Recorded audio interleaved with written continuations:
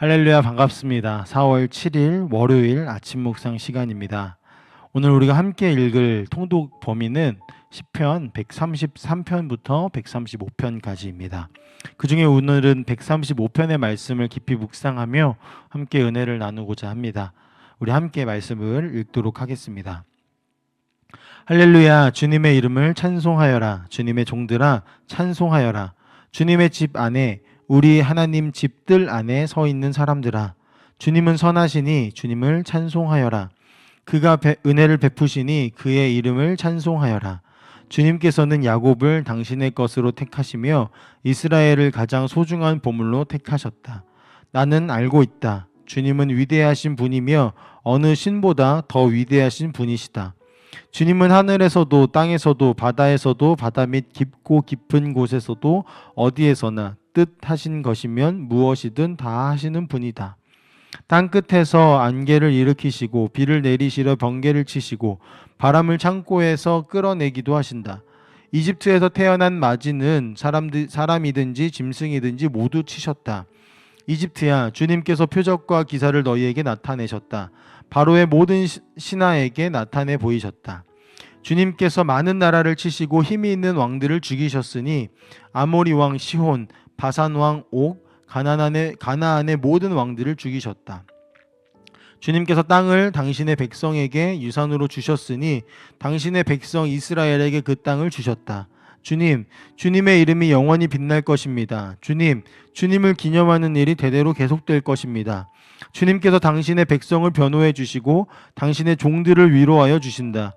이방 나라의 우상들은 은덩이나 금덩이일 뿐 사람이 손으로 만든 것이므로 입이 있어도 말을 못하고 눈이 있어도 볼 수 없고 귀가 있어도 듣지 못하고 입으로 숨도 쉴 수 없으니 우상을 만든 자들과 우상을 의지하는 자들은 누구나 우상과 같이 될 것이다. 이스라엘 가문아, 주님을 송축하여라. 아론 가문아, 주님을 송축하여라. 레위 가문아, 주님을 송축하여라. 주님을 경외하는 사람들아, 주님을 송축하여라. 예루살렘에 계시는 주님, 시온에서 드리는 찬송을 받아주십시오. 할렐루야. 아멘. 오늘 우리가 함께 읽은 이 시편의 시는 하나님의 높으심을 고백하며 찬양하는 시입니다.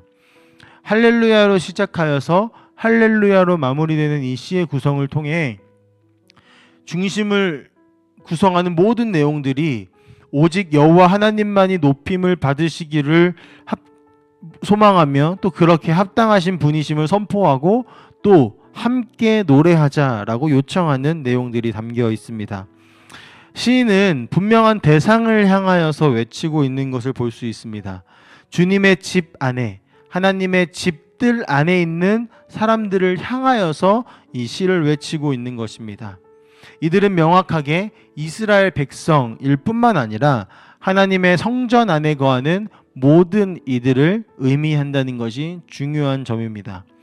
하나님이 약속하신 그 땅 안에는요, 하나님 이스라엘 백성들 뿐만 아니라 그 땅에 거하던 가나안 사람들, 그리고 이스라엘을 따라 출애굽을 했던 이방인들까지 함께하고 있기 때문입니다. 하나님은 이스라엘의 하나님으로 불리우셨지만 사실은 모든 열방의 하나님이십니다. 하나님의 뜰 안에서 하나님의 보호하심과 인도하심을 받는 모든 이들은 하나님을 찬양해야 하며 하나님의 실존을 마주했을 때 찬양할 수밖에 없게 될 것입니다. 이제 그 이유를 함께 좀 살펴보겠습니다. 시인은 이들에게 하나님을 찬양하라고 요청하는 것을 맹목적으로 말하지 않습니다. 3절을 통해 시인은 그 이유를 결론적으로 먼저 이야기를 하는데요. 바로 하나님은 선하시고 은혜를 베푸시는 분이시기 때문입니다. 4절부터 시인은 자신이 선포한 결론적 이유에 대해 설명하는 본문들이 나오는데요. 먼저 하나님께서 이스라엘을 선택하셨습니다. 이 선택이라는 단어 안에는 하나님의 주권이 담겨 있습니다. 이스라엘이 잘났기 때문에, 이스라엘이 어떤 선택을 받을 만한 행동들을 했었기 때문에가 아니라 그저 하나님의 뜻대로 선택하신 것입니다. 그렇기 때문에 시인은 하나님께서 은혜를 베푸시는 분이라고 표현을 하는 것이죠. 우리를 선택하신 것 또한 마찬가지입니다. 우리가 어떤 선한 행위를 해서가 아님을 우리는 잊지 말아야 합니다. 로마서 5장 8절에는 예수께서 우리가 죄인 되었을 때에 우리를 위해 죽으셨다라고 바울이 기록하고 있습니다. 우리가 죄인 되었을 때, 즉 우리가 아무런 공로도 없고 구원받을 만한 아무런 조건도 없을 때 예수 그리스도께서 우리를 사랑하셔서 죽으셨다. 그것을 통하여서 사랑을 확증하셨다라고 말하는 것이죠. 그런 우리를 위해 죽으신 것은 은혜입니다. 하나님의 사랑의 행위 말고는 설명할 길이 없는 은혜입니다. 이러한 은혜를 이야기했던 이 시인이 이제 5절부터는 은혜를 베푸신 하나님에 대해서 조금 더 구체적으로 설명을 하기 시작합니다. 먼저 하나님은 위대한 분이십니다. 그것도 어느 신보다 위대하신 분입니다. 하늘에서도 땅에서도 바다에서도 또 바다 밑에 깊고 깊은 곳에서도 무엇이든지 다 하시는 분이라고 시인은 소개합니다. 이것이 무슨 의미일까요? 하나님은 어디에든 계시며 세상 모든 것을 주관하시는 분이라는 것입니다. 모든 것을 주관하시는 그분께서 이스라엘을 치셨고 또 주변 많은 나라의 왕들을 죽이며 하나님의 위엄을 높이셨다라고 말합니다. 이 또한 당시의 권력자들, 신도 어떻게 하지 못할 것 같이 보였던 이들, 더 나아가 자신을 신이라고 추앙했던 그 왕들을 하나님의 손 안에 쥐고 계셨다라는 사실들을 보여주는 것이죠. 동시에 이 시를 읽고 있을 하나님의 백성들, 이스라엘과 그 이스라엘 땅 안에 살고 있는 그 백성들이 하나님이 하셨던 그 일들을 기억하게 하는 표현이기도 한 것입니다. 이스라엘은 은혜 안에 택하셨고 그 이스라엘을 주관하시는 하나님을 거역하는 이방 나라들을 치시는 분, 철저히 자신의 백성들을 위하는 분, 하나님의 선택과 인도하심 속에 나타나는 권위와 위엄을 다른 이들에게 빼앗기지 않으시는 그분께서 이스라엘과 함께 하시며 그분이 바로 여호와 하나님이시다라는 것을 시인은 드러내신 것입니다. 또한 하나님은 약속을 지키시는 분이십니다. 12절에 땅을 유산으로 주셨음을 언급하고 있는데요. 이 사건은 하나님께서 가나안 땅을 약속하신 것이 이루어졌다라는 것을 의미합니다. 아브라함을 부르시며 약속하신 그 땅이 실제로 하나님의 인도하심과 보호하심 속에서 약속대로 이루어진 것이죠. 이스라엘은 이 시를 통해 하나님을 찬양할 뿐만 아니라 하나님의 신실하심을 기억하게 될 것입니다. 또한 이어지는 시의 표현들도 마찬가지로 하나님께서 당신의 백성들을 보호하신다라는 것을 보여줍니다. 종들을 위로하시는 분, 많은 왕들 그리고 이방신들은 종들을 무시했습니다. 자신의 나라가 강대하기 위해서는 종들이 필요했지만 그들은 그저 소모품이었을 뿐입니다. 이방신이 정말로 존재하고 그들이 그 신의 법을 따른다면 종들을 무시하는 사회적 구조는 그들의 신이 가진 개념 속에서 나온 것이 틀림없습니다. 하지만 하나님은 어떤 분이시라고요? 종을 위로하시는 분이라고 시인은 표현합니다.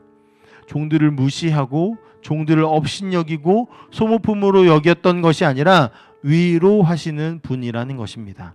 실제로 이스라엘의 법 안에는 종들과 과부 등 약한 자들을 보호하는 법들이 제정되어 있었습니다. 지금까지 고백되고 선포되어진 이야기들, 이 이야기들을 통하여서 우리는 하나님과 이방신의 차이를 발견하게 되는 것입니다. 그리고 이제 시인은 조금 더 노골적으로 이방신들의 실체를 드러냅니다. 우상들은 사람이 손으로 만든 것이죠.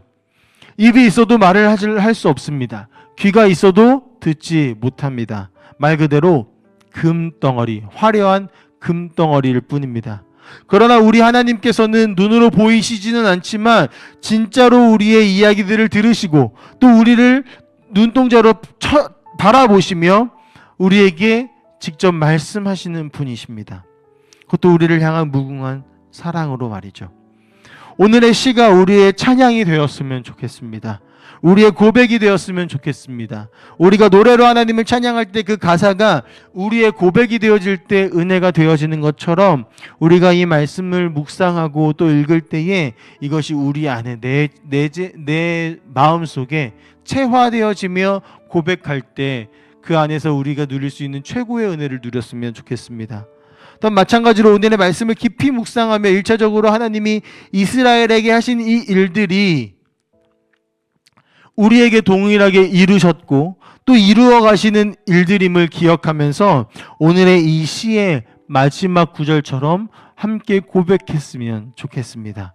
함께 이 고백을 드리며 나왔으면 좋겠는데, 말씀에 나오는 이 이스라엘 가문, 또 아론 가문과 같은 이 가문이 나와 우리 가정이라고 생각을 하시고 함께 이 말씀을 듣고 또 보고 계시는 우리 성도님들께서 함께 이 마지막 세 구절을 읽으면서 우리 함께 찬양으로 좀 맞춰 보았으면 좋겠습니다.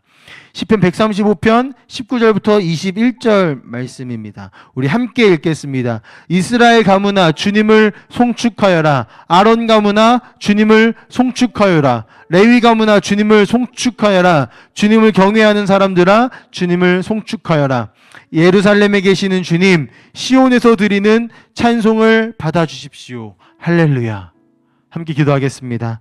사랑의 하나님, 이 모든 만물을 주관하시는 여호와 하나님께서 우리의 대적들을 물리치시고 이방신과 그 우상들과는 다른 우리의 이야기를 들으시고 우리에게 말씀하시고 우리를 바라보시는 그 하나님이 실존하심은 우리가 믿습니다. 아버지 하나님, 그 사실을 믿으며 우리가 함께 고백하며 나아갈 때에 우리 안에 참된 기쁨과 평안이 넘쳐 흐르게 하여 주시고 우리의 삶이 예수 그리스도를 닮은 삶으로, 예수 그리스도를 나타내는 삶으로 살아갈 수 있도록 주님 허락하여 주시옵소서. 우리의 삶이 찬양의 고백으로 드려지는 그날이 속히 오기를, 그리고 오늘 그 날이 오기를 간절히 소망하며 살아계신 예수님의 이름으로 기도합니다. 아멘.